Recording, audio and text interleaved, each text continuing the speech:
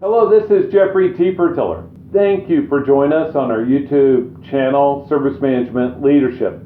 We are on video number 24 of a long series on ITIL Service Transition. I'm looking at all the processes, all it takes up for that phase of the service lifecycle. And this series is adapted from a BMC white paper, and I wanted to include that down in the description you'll find links to other playlists on related videos. We don't agree with everything in this white paper, but it's great to have a different point of view. And so I want to link to other playlists that have other videos that maybe take a different point of view. And so in this video, I want to talk about service asset configuration management definitions. I want to start with a configuration management system, a CMS. A CMS is basically a set of tools like databases, files, discovery tools that are used to gather, update, and analyze data about your configuration items and their relationships between other configuration items. A CMS, for short, may also may hold information about your incidents, your problem, your known records, known error records, your changes and releases. Now I want to talk about these real briefly. Your known error database is big. A lot of people nowadays call it a defect database, and they'll use a tool like Jira. But we need to incorporate this into our configuration items as we push a new application, new something live that has known errors. We need to make sure that's included with our configuration item information, right? We need to know that, hey, we're putting this new application live, but it has some known errors. So when we get a call at the service desk for an incident and it's one of our known errors, we could tell the user, yes, this went live with those known errors, and here's who allowed it to do so. Second of all, let's talk about configuration management database.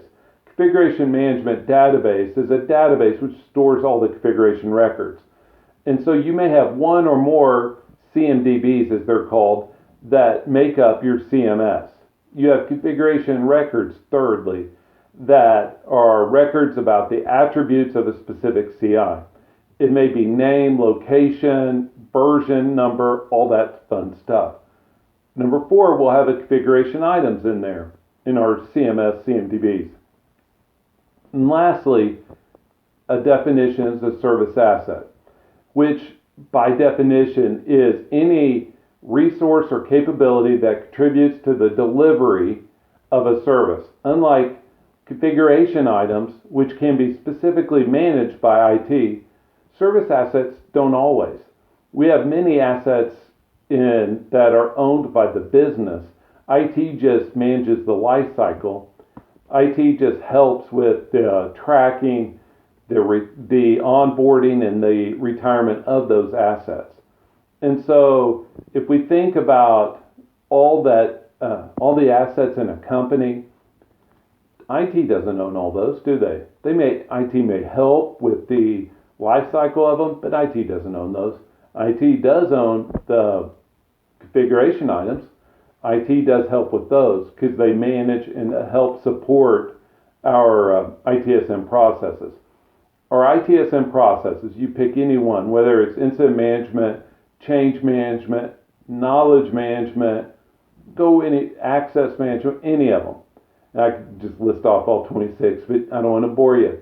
But all of them are based upon configuration items. And so that's what we know. A change is to a change of a configuration item. An incident means a configuration item is either down or about to be down. And we can go through access management, access to a configuration item. See how this all plays in together.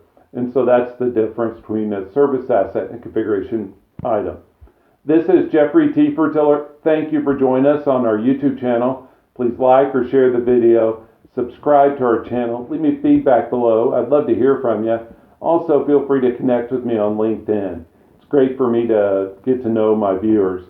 And I hope you have a great, great day. Bye.